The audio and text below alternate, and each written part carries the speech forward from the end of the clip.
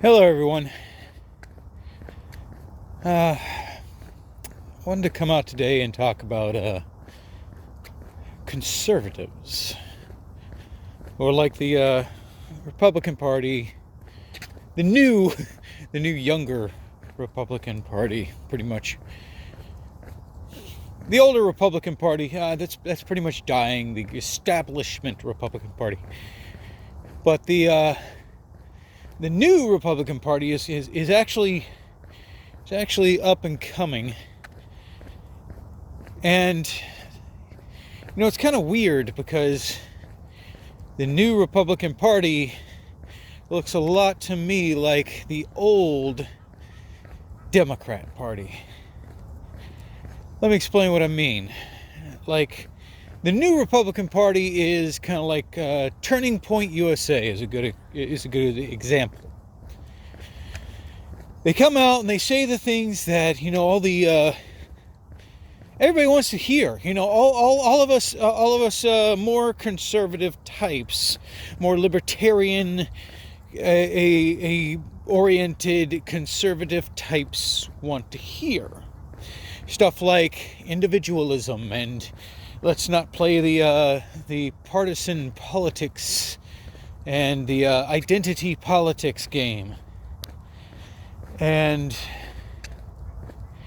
so, and family values, get back with religion and all that stuff. But it's more of a do as I say, not as I do sort of situation. Because it's just keeping the status quo, which is what Republicans are basically there for. But the status quo is the new further left status quo. Like, I am an ardent individualist. I do not judge people based on the merits of their group. I judge people based on their own personal merits. Now, I understand there are, groupings of people for political purposes. But when it comes to actually dealing with people, you do not deal with people based on their group, their grouping. So,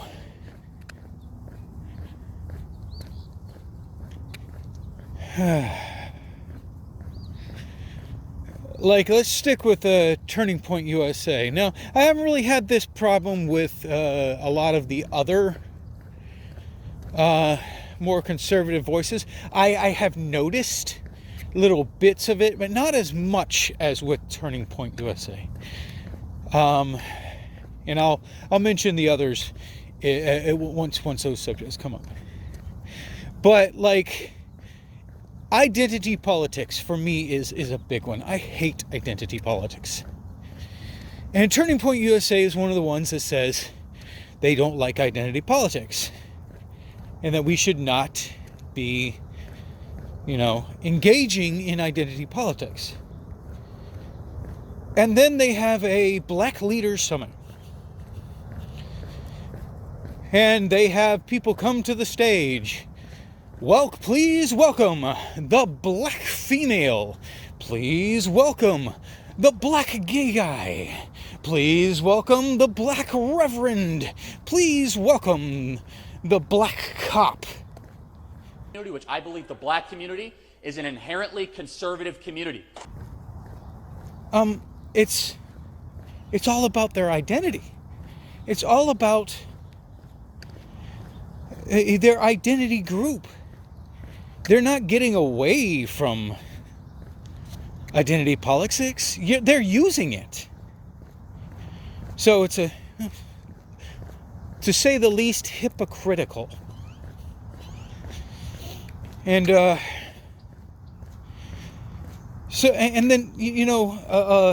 during one of the I'm not sure which one. I was watching it, but it was one where you had the this is the black gay guy, and there was some Q&A, of course, and I think it's Charlie Kirk, not sure what his name is,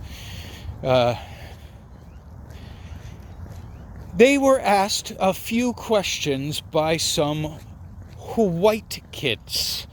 Now, I hate that term because, you know, there is a extreme diversity of people in the white race, and, you know, they're not all the same. But for the purposes of this video, and because they use that term, I'm going to use it myself. These white kids went up there and asked questions that, you know, actually are concerns if you're playing identity politics. If you're playing identity politics, these are concerns for the white identity. So my question is, if the president were to enact a policy that would completely benefit the United States and her citizens, but to the detriment of Israel, would you support it, yes or no? We now understand that sexual liberation is political control. It's a form of political control. And you have multiple times advocated on behalf of accepting homosexuality, accepting homosexual acts as normative in the conservative movement. How does anal sex help us win the culture war? My question is largely directed to Mr. Kirk because you were raised as a conservative. Part of the issue I see here is, what's your name, Rob? Yeah. So you're saying, oh, you're behind the times, this isn't conservative. Well, we don't want centrists in the conservative movement. We want to retain our core values. Yeah, but here's the thing. We don't want drag But here's the thing. So my question is there any point where conservatives should take a moral stance on Christian morality, or should we abandon it altogether? So in other words, what is what is your brand of conservatism doing to actually conserve Christian morality? If we're ceding to the left on transgender, gay rights, gay marriage, we don't want that in conservatism. So, according to the U.S. Census Bureau population projections, in 2045, whites will account for less than 50% of the population in the United States. Given that the Democratic Party's policies do not point towards the maintaining of our American ideals, and given the most groups other than whites overwhelmingly vote Democrat, how can we be sure that said American ideals will be maintained when millions of immigrants come in with majority Democratic support? Can you prove that our white European ideals can be maintained if the country's majority is no longer made up of white European descendants? Given that your interpretation of traditional conservative values stems from 1965 on immigration and 2015 on race, I'd like to know, how long do we have to wait until child drag shows are pushed as American traditional conservatism? Do you support blackballing people based on having controversial opinions, or being even in the same room when a photograph is taken?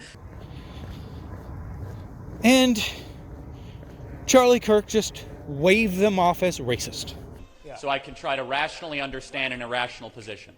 This is the first time we've gotten that kind of flow of whatever the heck that was. So continue. And so to reject your premise that, oh, how are we going to keep the white status of this? I find that to be a racist question. Because I want to address what he's saying, because I think that there's a valid point in what he's saying, even though what he's saying is crap. So not to address a troll. I don't debate trolls. I think we've been debating them all night. So let's play out that racist idea.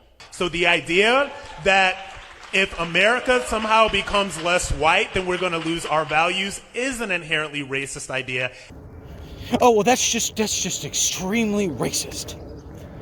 Well, you're sitting up there with a black gay man who you multiple times made the point to let everyone know he is a black gay man.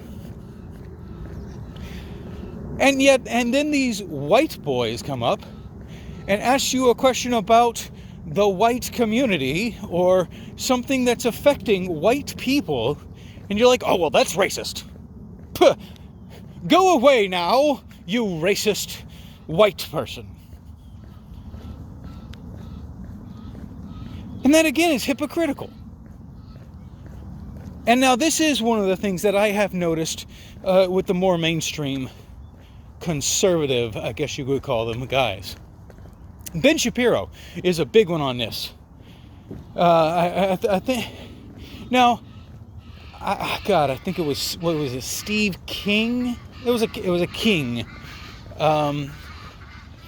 He did an interview with a reporter, and the reporter said he said these words, and it was in written form, and the words, in the context that were given, sounded rather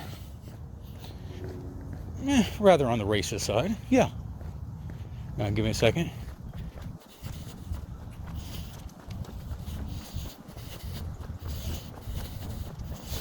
Morning. So Steve King said these things that were controversial. And afterwards, he came and he was called racist. And afterwards, he came out and said, that's out of context. I didn't say it that way. It's not racist. Please stop smearing me. But by this time, and especially Ben Shapiro had thrown him under the bus faster than his grandma. Ben Shapiro said, oh, he's a racist, get him out. All the Republicans said, oh, he's a racist, take him off his committee seats and defund him. One reporter comes out and does a hit piece on him, basically, and he's labeled a racist and thrown under the bus. So basically what the Republican Party or the conservatives, the mainstream conservatives do, is anytime anybody is ever called a racist, they throw that person under the bus fast. And you know what happens with that? Do you know what happens when your opposition knows that you will freak out if somebody calls somebody a racist and you will throw them under the bus? That is exactly what will happen. They will call you a racist. They will call your mama a racist. They will call every single person that runs for election on your side a racist. Why do you think they're calling Donald Trump a racist? Donald Trump is not a racist. He's kind of a jerk, but he's not a racist. But that's the playbook. They're like, well, you're supposed to get rid of him now that we've called him a racist. And it's not the liberals that are doing this. It's the conservatives that are doing this. And you know what that does? That tells all those young white kids out there, you better sit down and shut up. Because because we don't like what you say, we'll call you a racist, and your life will be destroyed. We will destroy you by calling you a racist. Oh, and remember, all white people are racist. We're just waiting for that moment that you slip up. And two, only white people can be racist. So just watch out. You better either sit down and shut up, or if you're going to stand up and talk, you better say what we want you to say. And it's not the liberals who are enforcing this. It's the conservatives.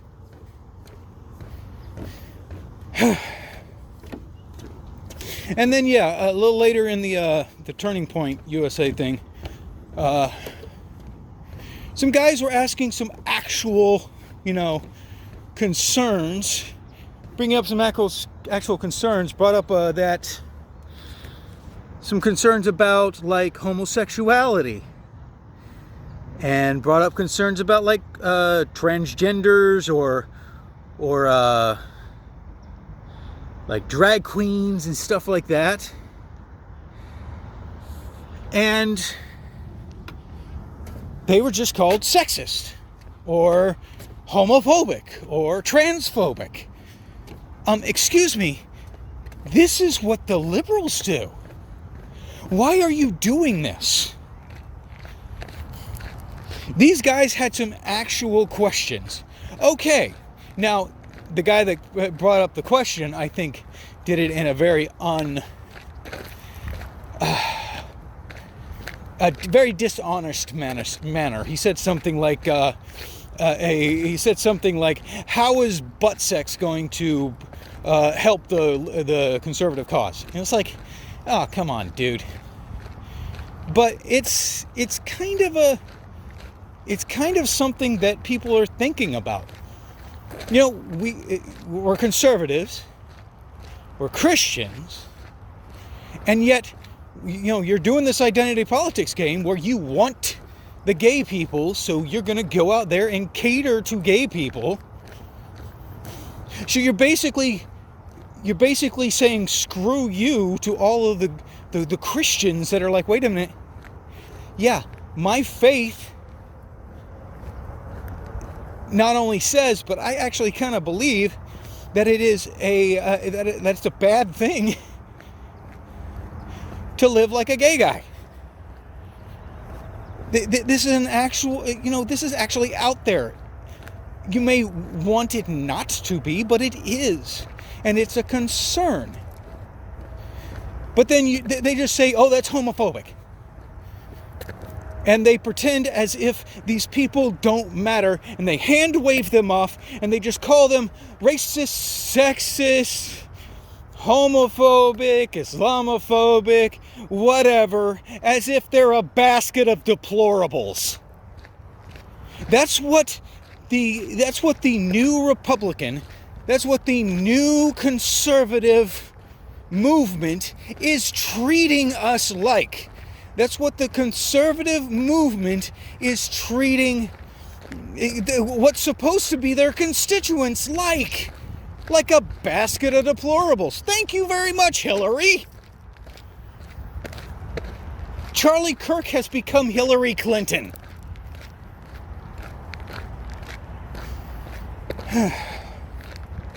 You know, the way I want it to go, the way I would like to see it, is for them to get out of the identity politics game, to focus on what's good for Americans. You know, if you're running for office or you're pushing for something in a specific area, like a specific state or a county or a city, talk about what affects the people there.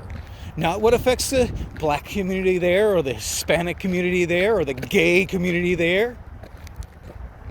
No. Just talk about what affects the people in America. Talk about what affects the American people. Not these different identity groups. But the thing is, you see, they are playing identity politics. They're saying that they're not, which they're hypocrites about. But they are playing identity politics. The left is playing identity politics, and they are good at it. And you're saying, well, we're not playing identity politics, but you really are, and you're not that good at it. So you're going to lose on identity politics because you're not as good as the other team. And you know what? The thing is, if you're going to play identity politics, and then you take the people who are normally your constituents, namely, you know, straight white Christian males, if you take those people and you basically give them the middle finger and ostracize them and say, you know what, either one of two things. Either one, we already have you, so we don't need to talk about anything that actually concerns you. Or two, you know, we shouldn't talk about you because everybody else is way more important than you are. And yes, you are the problem with everything. So why don't you just sit down and shut up? Somebody like that doesn't really have any place in the conservative movement. But here's the thing. It's not about what you want. So you're taking your biggest actual constituency group and you're basically telling them to screw off. Now, I like some of the messages of Turning Point USA, and I like some of the messages of the new conservative movement. But my biggest problem is they are still playing identity politics. You're not going to win with identity politics.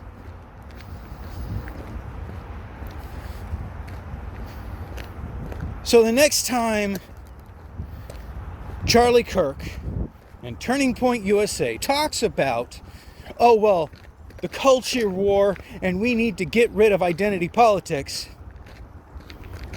please remind them of their black leadership conferences, of every single time they bring up Candace Owens. I like Candace Owens, but every time they bring her up, she says, oh, as a woman of color, as a black woman.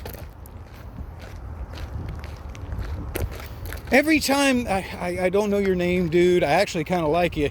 But every time they bring up that skinny black gay guy, he comes out and he's like, hey, I'm the skinny black gay guy.